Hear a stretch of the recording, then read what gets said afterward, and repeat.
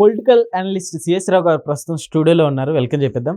Hello sir. Hello. అయితే ఈ వీక్లోనే నాని గారి అరెస్ట్ కూడా ఉండబోతుందని వార్తలు ఇప్పుడు వస్తుంది సార్. నిజంగానే అరెస్ట్ అవుతారంటారు ఈ వీక్లో? ఇప్పుడు ఆయన మీద అనేకమైనటువంటి కేసులు ఉన్నాయి, పెండింగ్లో ఉన్న కేసులు ఉన్నాయి, ఆల్రెడీ కొత్త కేసులు వస్తున్నాయి.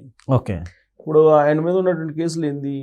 అప్పట్లో చంద్రబాబు నాయుడు గారిని దూషించారనేటువంటి కేసు 2024లో అంజనా ప్రియ అనేటువంటి ఒక ఆవిడ కేసు నమోదు చేశారు.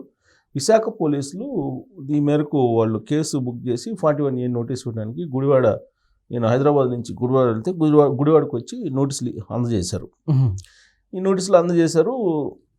సో నోటీసుల వరకు పరిమితం అవుతారా అని అంటే ఈయన మీద అనేక కేసులు ఉన్నాయి. ఓకే. ఏం కేసులు ఉన్నాయి? గుడివాడలో రావి వెంకటేశ్వరరావు ఆయన ఇంటి మీదకి దాడి ఒకటి కేసు ఉంది. అలాగే ఆయన క్యాసినోస్ జోదం ఆడిచ్చారు. ఓకే. అప్పట్లో వైఎస్ఆర్ కాంగ్రెస్ పార్టీ అధికారంలో ఉన్నప్పుడు ఆ కేసు ఒకటి ఉంది. ఇవి కాకుండా ఈ ల్యాండ్స్కి సంబంధించినటువంటి కేసులు ఉన్నాయి. అలాగే ఈ గ్రావెల్కి సంబంధించిన కేసులు కొన్ని ఉన్నాయి. ఇట్లా అనేకమైనటువంటి కేసులు ఈయన మీద ఉన్నాయి. ఏదో ఒక కేసులో ఇతన్ని అరెస్ట్ చేసేటువంటి అవకాశాలు లేకపోలేదు. అసలు యాక్చువల్గా కూటమి ప్రభుత్వం రాగానే ఫస్ట్ అరెస్ట్ అయ్యేది ఎవరంటే కొడాలి నాని అనుకున్నారు. కానీ ఆల్ ఆఫ్ సడన్గా ఇతను హార్ట్ పేషెంట్ అయిపోయి హార్ట్లో ప్రాబ్లం ఉందని చెప్పేసి ఆయన హాస్పిటల్లో చేరటం, ఆ తర్వాత ముంబై వెళ్ళటం, ముంబైలో హాస్పిటల్లో ఆపరేషన్ చేయించుకొని మళ్ళీ తిరిగి రావటం, ఇవన్నీ జరిగాయి. ఆయన హార్ట్ ఆపరేషన్ చేసుకొని తిరిగి వచ్చిన తర్వాత వెంటనే అరెస్ట్ చేస్తారు అనుకున్నారు. కానీ ఎందుకో చట్టం తన పని తాను చేసుకుపోతుందని చెప్తున్నారు కదా లోకేష్ గారు. సో కాబట్టి వాళ్ళేమీ అడావుడి చేయట్లా ప్రభుత్వం వైపు నుంచి. ఈ లోపుగా కొన్ని కేసులు ఆల్రెడీ ముందస్తు బెయిల్ తీసుకొచ్చుకున్నారు.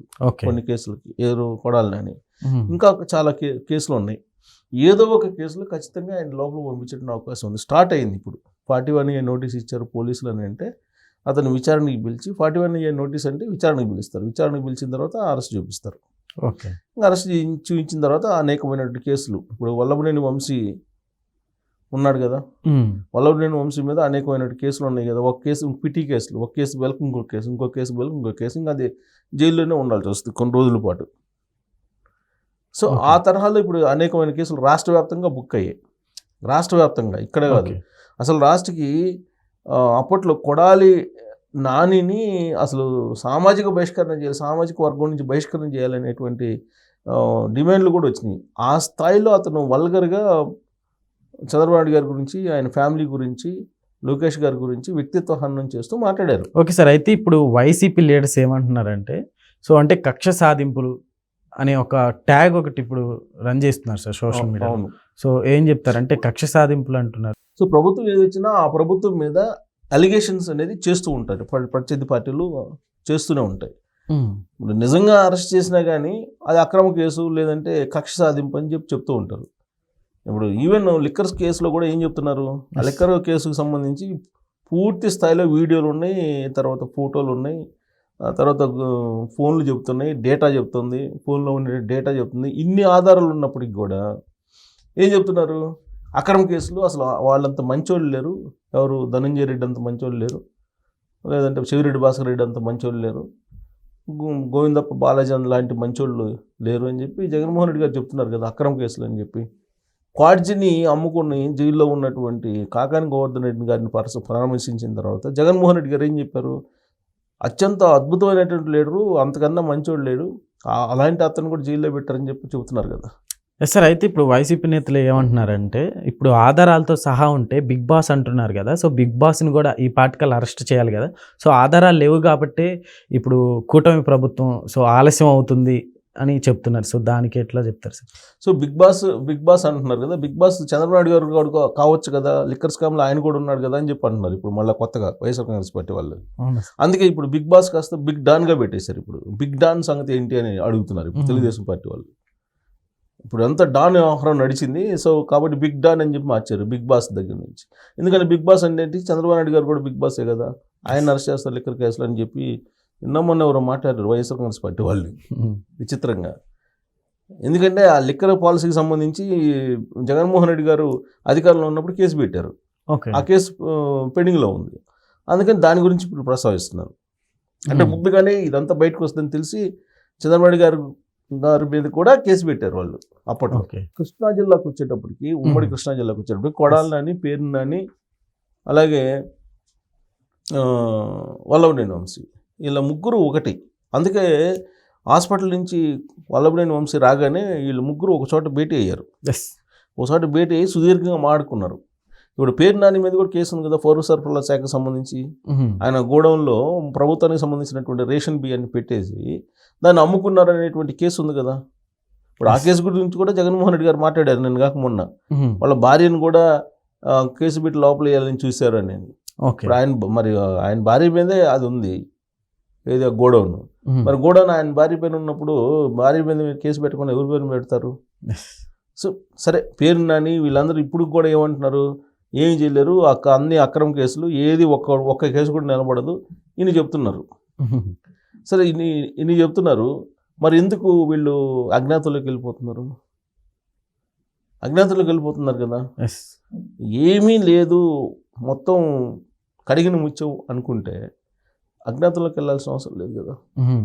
అక్రమ కేసులు పెట్టి మమ్మల్ని లోపల వేస్తున్నారు అని అంటున్నారు. నిన్న కాక మొన్న అంబటి రాంబాబు గారు అంటున్నారు ప్రెస్ మీట్లో, ఏదో అడిగితే జర్నలిస్టులు మిమ్మల్ని కూడా అరెస్ట్ చేస్తారంటే, వాళ్ళందరిని అరెస్ట్ చేసినప్పుడు నన్ను కూడా అరెస్ట్ చేసినా నేను రెడీగా ఉన్నాను జైలుకి వెళ్ళటానికి అని అంటున్నాడు. సార్, అంటే అంత ఈజీగా ఒప్పుకున్నారండి?